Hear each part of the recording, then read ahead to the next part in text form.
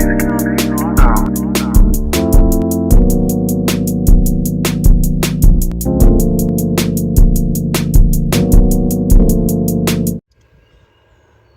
right, guys, got a few more supplies in.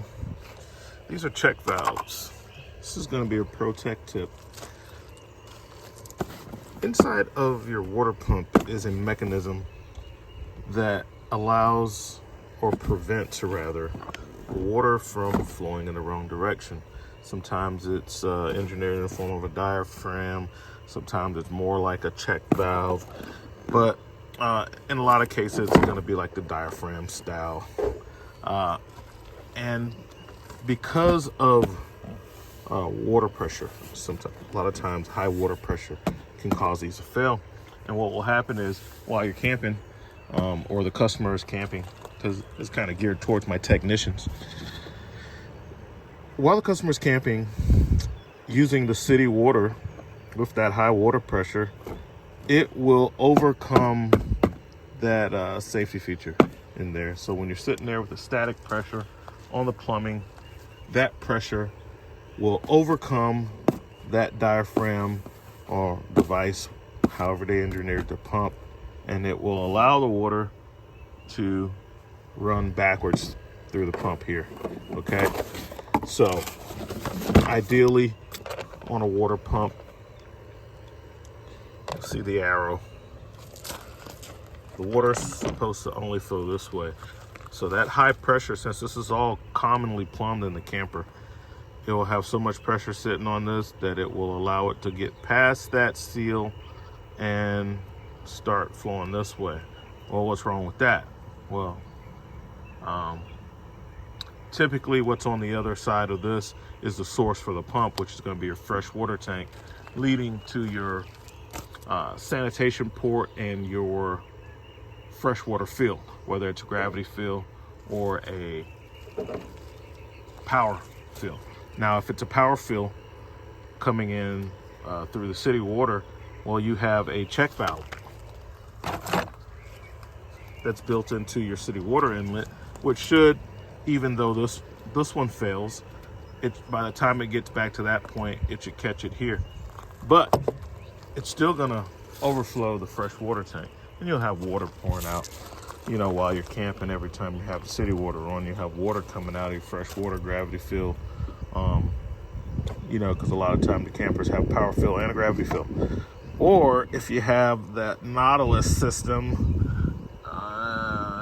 you have the different types of valves that control that with that sanitized port. It doesn't have a check valve in it because it's used as a flow-through port for adding stuff like Clorox solution, sanitation solution to your freshwater tank.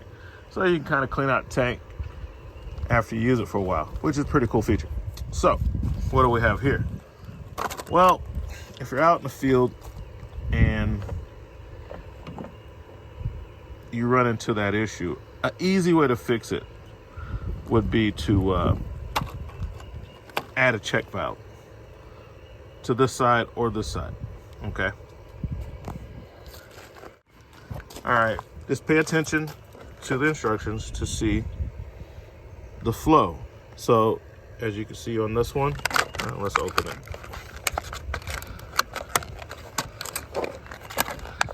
You gotta know the direction.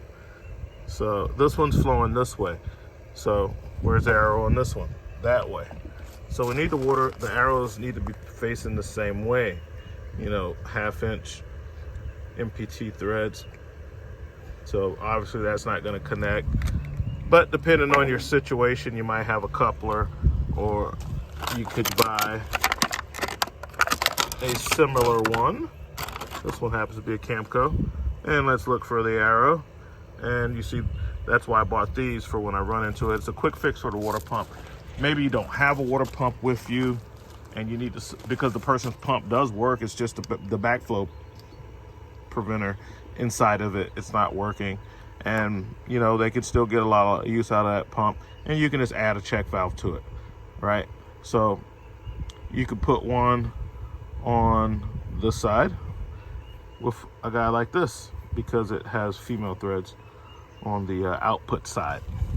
All right, so these things super handy. You'll see them on the hot side of some water heaters. Older water heaters, they used to put these on there, and they notoriously fail. So you want to have some of these on your truck anyway, because typically when you're getting a leak from a hot water heater and it's coming from the output port, or let me say that again. Well, sometimes they do leak, but you stop getting flow. You know, the thing gets gunked up and it's stuck shut, and then you get no flow through the water heaters. It's building up pressure, all right, which can cause it to leak other places. It's the check valve. You know, you see, made out of plastic, just plastic in the spring. Now, this one, which is not made in China, it's made out of brass. You know, much better construction. This one is the Camco USA. This one, brass construction. The Valterra, which is made in China, you know, plastic, you know, cheap stuff. And this one made in like Vietnam or somewhere. It's all brass construction.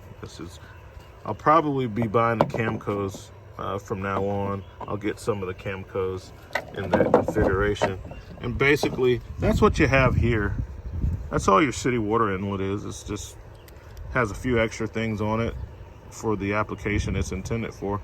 But at the heart of it, you have a one-way check valve, and it's all plastic, just like the Valterra.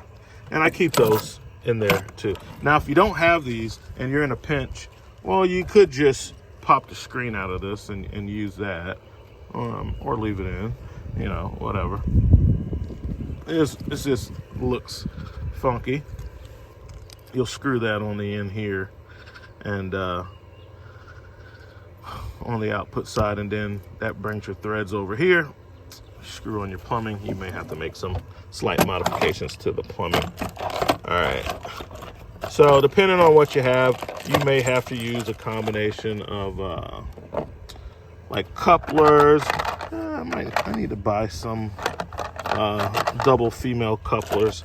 Like, I basically have the male couplers, but if I had only these and I needed to use it in this situation, I would need the opposite of this coupler. And I don't see that I have any of those. So that's something I'm gonna go order. But yeah, guys, keep a couple of these check valves on your truck. It's gonna help you out. You can fix a water pump that has a bladder that has failed due to high city water pressure due to that. Sometimes if you turn off the city water and fill the fresh tank and start running the pump for a while, it can reset that diaphragm and it can hold the correct amount of pressure, which is only going to be about 60 psi.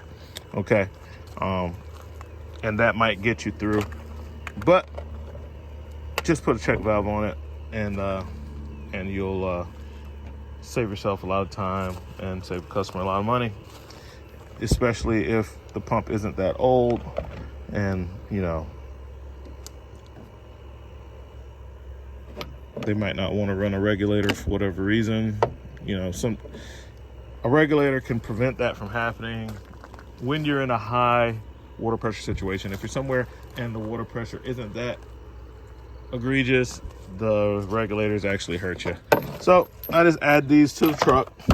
Let's put them in here with these guys. I got a couple more I'm gonna throw in there, and I'll just keep that in my parts bin. But that's my Pro Tech tip for the day, guys. This is just something to help you guys out, whether you're an enthusiast, RV owner, or a technician. Mostly for my tech guys, these check valves can save you in a tough situation, especially if you don't have a new water pump to install for the customer, or you don't want to install the new water pump because they're running that unregulated water pressure at a state park or something, or wherever, and the water pressure is like 100 psi. Even, well, I mean, it is what it is, guys. And you just got to get them fixed. So you can let them know what's going on with the pump, and then you can go ahead and fix them up with a, $10, $20 part versus a $200 pump. That, if they're going to run it under those high pressures, is probably going to fail again anyway. All right, guys, that's what we got. RV Tech Pro out.